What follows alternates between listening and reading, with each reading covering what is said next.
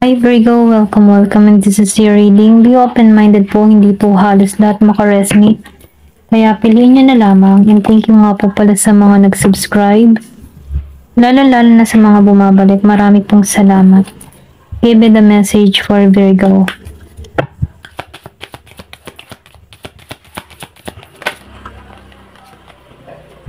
Meron ditong Virgo na lumabas. Nakikita ko dito, no? Yung iba sa inyo makatao, makamasa, okay? Yung iba, yung ibang tipo na once na merong nangangailangan, okay, handa kang tumulong. Kumbaga matulungin ka sa kapwa mo, ganun, makamasa ka. Pero ganun pa man, nafe-feel ko dito yung pagiging mabuting loob, okay? Meron ditong gabay, meron ditong angel, ako nakikita sa larawan, okay? So, nafe-feel ko din dito, no? Ikaw yung tipo ng tao na may integridad. Kumbaga,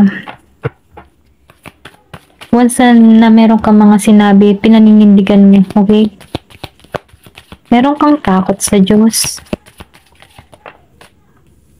Time. So, meron ditong sumusuporta. Yung sinabi ko na may angel. So, lumabas angel support. So, nakikita ko rin dito nagiging maayos ang takbo ng pamumuhay mo or nagiging maganda yung daloy dito kasi sinusuportahan ka ng angel mo, pinoprotektahan ka ng angel mo, kaya nagkakaroon ka ng harmony, okay, sa bawat ginagawa mo. Kumbaga, time to time, pinoprotektahan ka dito, okay, kasi mabuti kang tao. Kasi yung tipo ng tao na dahil sa pagiging mo mapagbigay sa iyong kapwa, matulungin ka, kumbaga, para kang anghel. Ayan. Kasi hindi ka madamot, hindi mo pinagkakait yung blessing na dumarating sa buhay mo. Kaya sinusuportahan ka ng mga angel dito. Ito lang yung mensahe mo. Give me the message. At ang support nito sa'yo, binibigyan ka niya ng kapayapaan yung life mo. Hindi ka niya masyadong yung tipo na hindi ka masyadong namumblema. Kahit may problema dumarating, nakakahanap ka ng solusyon para sa problemang iyon. Kumbaga, napagtatagumpayan mo siya. Meron ditong Taurus energy, okay? Pwedeng nasa birth chart mo yung Taurus kung malalaman mo yung kabuuan ng birth chart mo, no? So, meron ditong trust. Kasi nakikita ko dito yung tiwala mo kay God, kay universe, kay Jesus, Andun yung pagtitiwala mo, andun yung patient mo. Once na meron kang mga ginugusto, meron kang gustong makamit, nagtitiwala ka na balang araw ipagkakalob to, hindi ka madaling sumuko, okay? Kasi andun yung pagtitiwala mo. Nagiging kang patient kung hindi agad-agad to ibinibigay sa'yo, kahit anumang yung mga hinihiling mo, hindi agad-agad binibigay. Nandun yung patient mo, kasi ramdam mo makakamit mo to. Give me the message. So, nakikita ko dito yung happiness na parating sa'yo.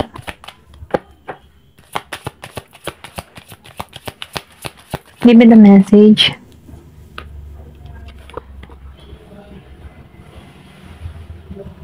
So, nakikita ko rin dito yung sinabi ko kanina na ramdam mo sa sarili mo na makakamit mo to. Confirmation, destined to have. Destined mo magkaroon ng mga bagay na gusto mo. Okay? Kasi ramdam mo to eh. Nagiging ka lang patient. Kumbaga, napipil ko din sa'yo, masyado kang faithful, okay? Once na faithful ka kay God, may takot ka sa Diyos eh. Yun yung nararamdaman ko sa'yo. Kumbaga, once na may hinihiling ka, pinagkakalob to sa'yo. Kahit medyo matagal, nagiging kang patient. Patient sa Kanya, okay? Ganon. So, napipil ko din dito na magkakaroon ka dito, okay? Meron ditong Year of the Dragon. So, nakikita ko rin dito, sinusunod mo yung intuition mo. Meron kang mga prediction para sa sarili mo. Alam mo yung gusto mo mangyari sa buhay mo. And then, nakikita ko rin dito yung iba sa inyo, karamihan, kumikita through internet or nakaharap sa computer. Meron kang mga ganong gawain, Or pwede rin sabihin ganito yung klase yung trabaho mo. Networking, or pwede rin sabihin sales, call center, ayan, vlogger, okay, video editor, mga ganyan, okay. So, nafe-feel ko dito na meron ditong tagumpay na parating, okay, sa mga ginagawa mo. Mag-i-improve, may paglago na magaganap dito, and transformation. So, nakikita ko rin dito, no, bukas yung ano mo, yung bang tipo na malakas yung intuition mo, yung sinabi ko kanina. Kasi nakikita ko dito yung balance patungo sa'yo. So, nakikita ko rin dito, no, yung emotion mo. Once na may ginusto ka, talagang nagiging kang patient na ipagkakalob to. So, nakikita ko rin dito yung pagiging mong spiritual doon sa iba. Aware ka sa mga bagay-bagay. Okay? Kumaga, malawak yung pangunawa mo. Ayan. Give me the message.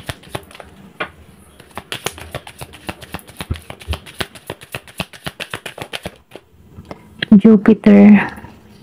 So, nakikita ko dito yung paglago, okay? Pag-grow mo at paglawak mo. Pwedeng kaalaman, karunungan, or pwedeng sabihin na nagmamatured ka na dito, okay? Or pwede rin dito ka patungo sa maturity, sa pag-grow, na kung saan no, may benepisyo na gaganap sa'yo, or may benepisyo ito para sa'yo. Give me the message. Ano pa yung mensahe?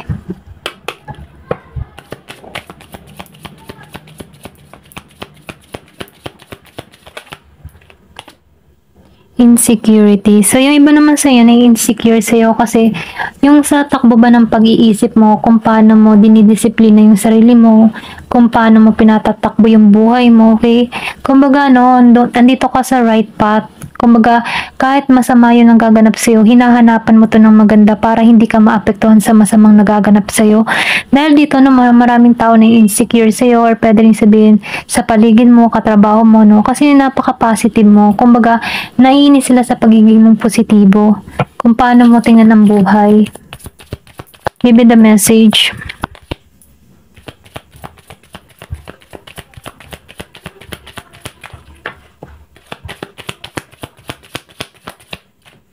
So, nakita ko rin dito, tinan mo, may galit. So, nakita ko dito yung balanse. Kaya mo kasing balansehin eh. Yung ba tipong kahit may mga problema kang dumarating, hindi ka nagpapasakop sa problema nito. Ganun. Kaya mong i-balance yung buhay mo. So, meron ka ditong minamanifest, ano, hinihiling, at masasakatuparan mo to. Meron ditong abundance, may wealth na parating sa'yo, okay, kasaganahan. Tagal mo na itong hinihiling, yung iba sa inyo, or pwede rin sabihin meron ka na ditong ginagawa, may mga plano ka na, meron ka nang sinumulan, na unti-unti na nakikita mo yung resulta. So, nafe-feel ko din dito, no, niyayakap mo yung pagbabago. Ayan, ito lang nakikita ko.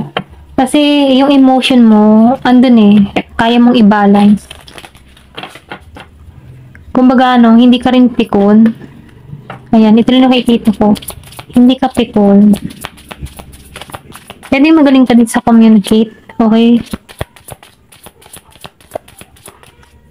Yung communication. Pwede ganito din yung klase ng trabaho mo.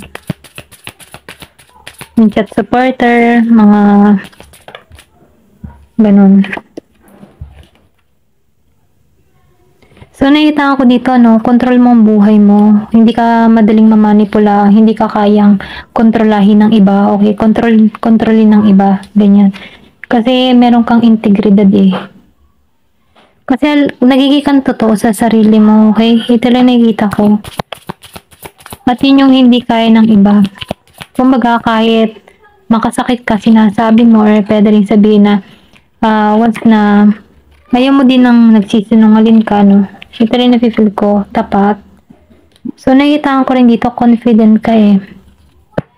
Or pwede rin sabihin na dumating din sa buhay mo na hindi ka naging confident before, pero nakikita ko dito yung pagbabago, tinanggalan mo to, meron kang binago sa sarili mo, na kung saan ano, nagiging kang confident sa panahon ngayon.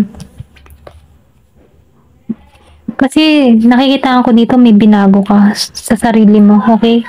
Na kailangan ng pagbabago. Hindi dapat nakatuon lamang sa kumbaga no, sa comfort zone mo. Kumbaga lumabas ka doon, okay? Meron kang binago sa sarili mo. Na kung saan may pag-develop sa iyong sarili, okay? Ayan, meron kang inalisan na mga toxic, okay? Yan, sinabi ko kanina, no, tapat ka sa sarili mo, okay? Totoo ka sa sarili mo. So, lumabas, no, flower. Totoo ka sa sarili mo, eh. May pagka-prank ka, sinasabi mo talaga yung mga gusto mo para sa isang tao, kahit makasakit ka, at least naging totoo ka. Hindi ka hindi ka nakikipagplastikan, ganun. Ganun lang yung energy mo. So, nakita ko din dito, no, mamamanifest mo yung wish mo. Okay?